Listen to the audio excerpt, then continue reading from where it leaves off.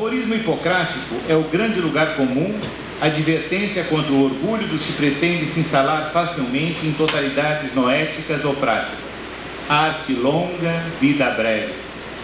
Justo por isso, o pensamento grego sempre apresentou reservas contra a garrulice escrita ou falada.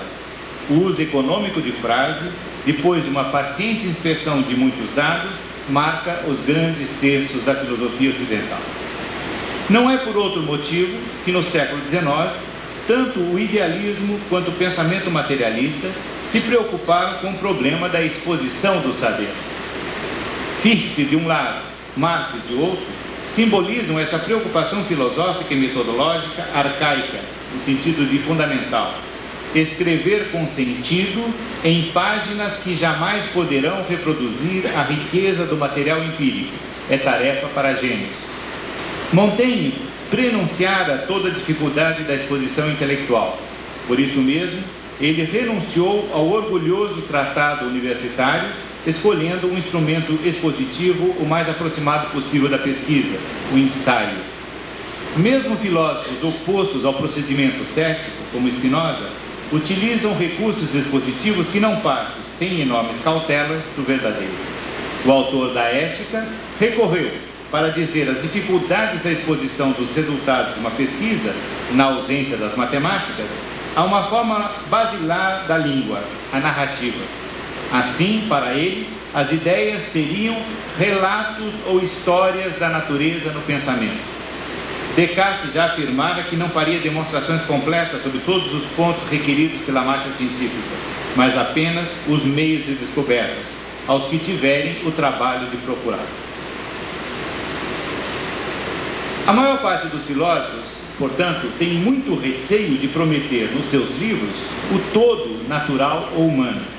Quando arriscam um sobrevoo de ambos, balizam esse ensaio como narrativa, história ou fábula. Embora sem o caráter comprobatório das pesquisas empíricas e da axiomatização, esses relatos ensinam muito sobre os homens e suas instituições, por uma razão que apenas recentemente está sendo analisada no mundo acadêmico. A própria gênese do nosso intelecto revela que pensamos, desde o início da humanidade até os dias de hoje, em forma narrativa. Pensar é narrar. Sempre estamos relatando o que sentimos aos outros, ou a um outro ausente, a humanidade, que repousa no mais íntimo do nosso eu. Desse modo, a história conhece hoje uma revalorização inaudita. É por esse motivo que eu gostaria de refletir convosco sobre duas instituições estratégicas na vida nacional. Nelas, temos o modelo que a democracia procura exorcizar, mas que insiste em resistir, atravessando instituições que, em princípio, se não forem alheias à sua forma, pelo menos deveriam atenuá-la. Vou me referir, no primeiro momento, ao complexo opositório. Esse é o termo utilizado por Carl Schmitt para falar da Igreja Católica. E no segundo momento eu vou falar sobre as Forças Armadas. No terceiro momento eu vou me interrogar-me com os senhores sobre se a forma dessas instituições é assim tão alheia à universidade e ao poder judiciário. Nós vivemos tensos momentos de máxima desconfiança na democracia. Os fatos ocorridos no Congresso Nacional e as atitudes do Poder Executivo tendem a minar na consciência cidadã a fé pública, base de todo poder não tirânico. Ora, caso o Estado de Direito não seja bem sucedido, e caso a desgraça de um golpe se apresente em nosso futuro, como ocorreu tantas vezes no pretérito, e apenas os otimistas, ao modo de Pangloss, podem descartar liminarmente esse cenário, precisamos pensar o modus operandi de movimentos que se regem pela rígida hierarquia vertical. Os senhores, mais do que ninguém, sabem que vivemos permanentemente sob o estado de exceção, e é através dele que a verdadeira soberania se manifesta entre nós. Além dos chamados planos econômicos, que atentam contra os direitos individuais e coletivos, temos as medidas provisórias subordinando na prática os poderes ao executivo. Este, por sua vez, dirige uma suposta federação de modo vertical, com verbas em uma palma da mão e com abuso do monopólio da força física na outra. E isto força, de modo abusivo, o juízo sereno das togas, o que nos leva a pensar, então, sobre as duas instituições a que me referi.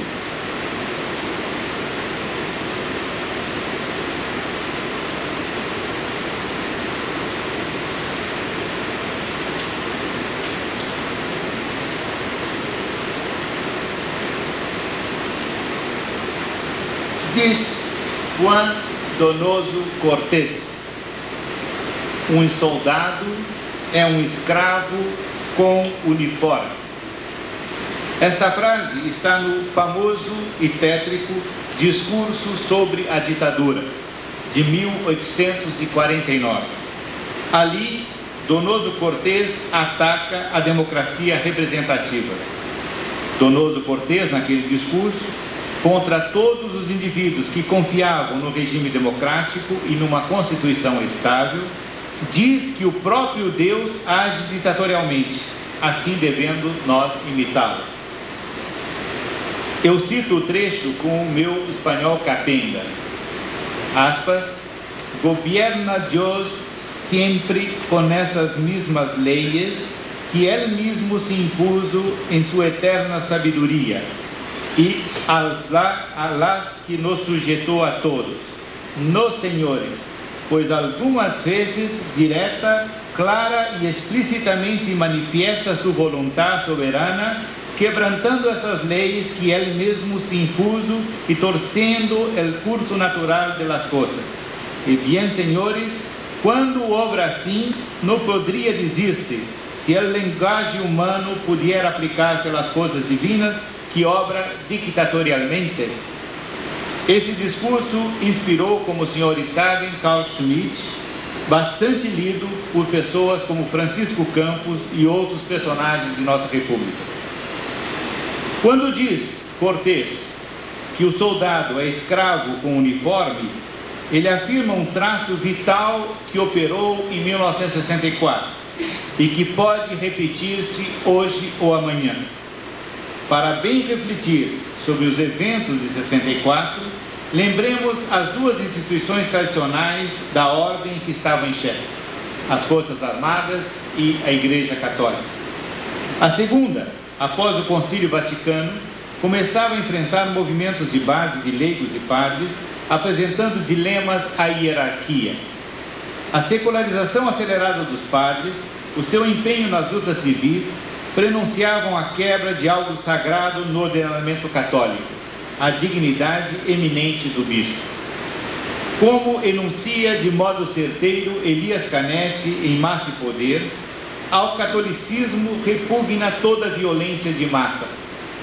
O dignatário católico gosta de dirigir as massas segundo um ritmo e uma lentidão programados. Para que todos tenham lugar na igreja, é preciso impedir que setores dela exerçam violência sobre os demais. Um grupo militante, portanto, movimentando massas, atinge a susceptibilidade dos pastores, suscitando neles o desejo de retorno à ordem costumeira. Diz Elias Canetti: até hoje não houve sobre a face da terra estado algum que soubesse defender-se de tantas maneiras diferentes contra a massa. Comparados com a igreja, todos os poderosos dão a impressão de serem modestos diletantes. Num prisma assumido, a autoridade abarca todo o fiel e todos os fiéis, integralmente, ou não há catolicismo. A vinculação entre os fiéis, diz Canetti, é impedida de mais de uma forma. Eles não pregam uns aos outros. A palavra do crente simples não tem valor algum de santidade. A palavra santa lhe é ministrada já mastigada e dosada. Ela é justamente, na sua qualidade de santa, protegida dele. Até mesmo seus pecados pertencem aos sacerdotes. O peso da noção de autoridade, pois, na instituição católica, sobretudo antes do Vaticano II e depois de João Paulo II, é tremendo. Isso faz com que as massas católicas se mostrem publicamente sob a direção da hierarquia, mas que os católicos se movimentem isolados, sem formarem massas autônomas